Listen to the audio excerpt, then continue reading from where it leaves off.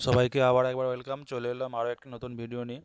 আজ আমরা করব ক্লাস 9-এর প্রফিট অ্যান্ড লস অর্থাৎ লাভ এবং ক্ষতি এই চ্যাপ্টারের কোর্সে দেখি 10.1-এর 12 দাগের অঙ্কটি। তোমরা যারা এর আগের ভিডিওগুলো দেখোনি তারা অবশ্যই গিয়ে দেখে নাও, এবং যারা এখনও চ্যানেলটাকে সাবস্ক্রাইব করেনি তারা অবশ্যই করে নাও। দেখো 12 দাগের অঙ্কটা কী বলছে। রমা পিসি দুটি শাড়ি তৈরি করেছেন। তাহলে দুটি শাড়ি তৈরি করেছেন, একটি 15% এবং আর অপরটি 20% লাভে তিনি বিক্রয় করলেন। এই বিক্রয় করার ফলে তার মোট কত লাভ হলো? না, মোট লাভ হয়েছে 262.50 টাকা। শাড়ি দুটির উৎপাদন ব্যয় 1:3, মানে কি অনুপাতে খরচা হয়েছে শাড়িগুলো প্রস্তুত করতে। শাড়ি দুটির প্রত্যেকটি তাহলে উৎপাদন ব্যয় আলাদা করে নির্ণয় করেছে। দেখো এখানে শাড়ি দুটির উৎপাদন ব্যয় অনুপাতে প্রকাশ করে দিয়েছে 1:3, তবে আসলে শাড়ি দুটির প্রত্যেকটির উৎপাদন ব্যয় কত আমাদেরকে নির্ণয় করতে হবে। তো ধরে নেব যে ধরি শাড়ি দুটির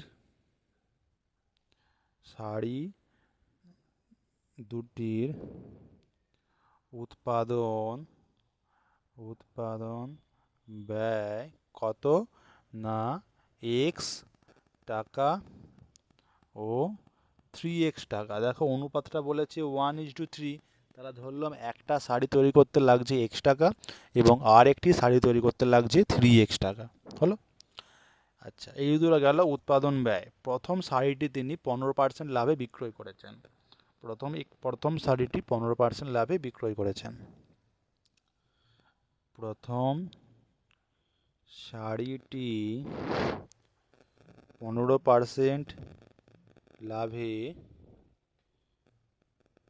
বিক্রয় করায় তার বিক্রয় মূল্য কত হচ্ছে? না, বিক্রয় মূল্য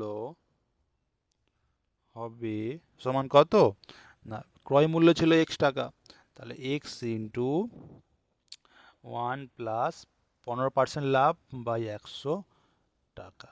এটা আমরা হিসাব করলে পাবো 115x বাই 100 টাকা। দেখো 100-র সঙ্গে এক গুণ হয়ে 100 হয়ে যাবে, 100 আর 15 যোগ হলে 115, তার সঙ্গে x গুণ হলে 115/100 টাকা। এটা হচ্ছে প্রথম সারির বিক্রয় মূল্য। ওকে। আচ্ছা আচ্ছা, এটা বিক্রয় মূল্য। ক্রয় মূল্য বা উৎপাদন মূল্য কত? x টাকা। তাহলে লাভ কত হবে? অতএব লাভ হলো, মানে প্রথম সারিতে কত লাভ হলো? না, 115x বাই 100 মাইনাস এক্স সমান কত? 115x মাইনাস 100x বাই 100 সমান 15x বাই 100 টাকা। এটা হচ্ছে প্রথম শাড়ির পিছনে লাভ। আচ্ছা, একই রকমভাবে দ্বিতীয় শাড়ি 20% লাভে বিক্রয়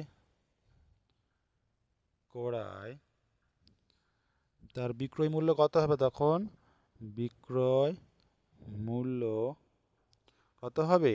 না, এখানে আমরা কত টাকা ক্রয় মূল্য পেয়েছিলাম বা উৎপাদন মূল্য পেয়েছিলাম? 3x।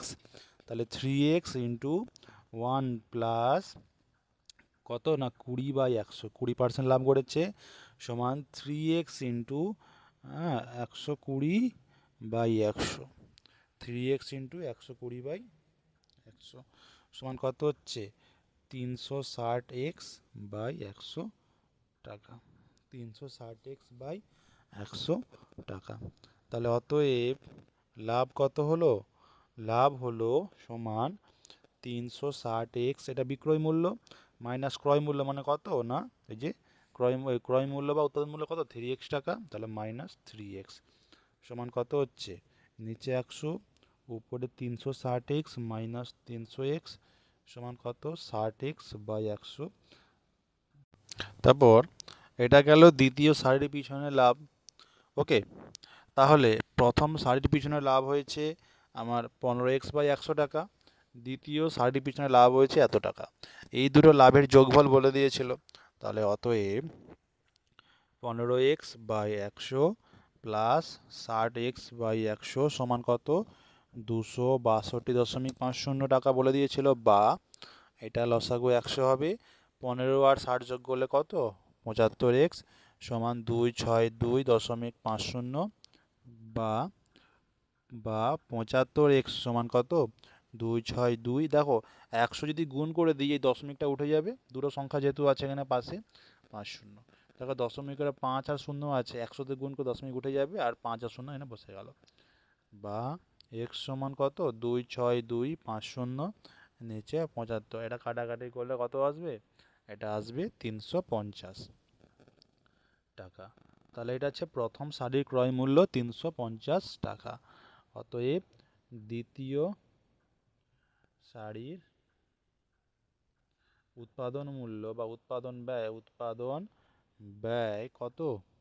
সমান 3x বলেছিল, 3 ইন্টু 350, 0 0 5 3 15 5 হাতে 1 লাখ, 3 3 10 এত টাকা।